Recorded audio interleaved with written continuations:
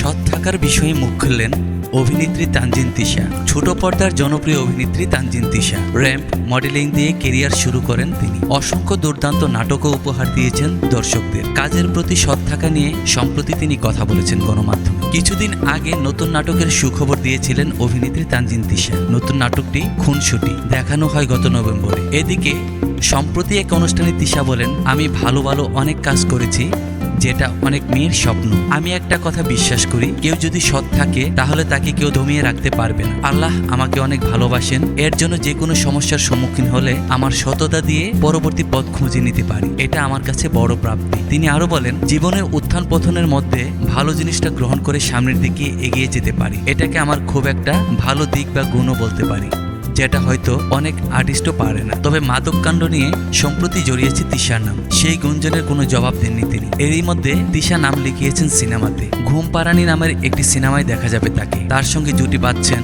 সঙ্গীত শিল্পী প্রীতম হাসান। অসাধারণ গল্প নিয়ে হাজির হবেন তানজিন তিশা, এটাই আশা করছেন ভক্তরা।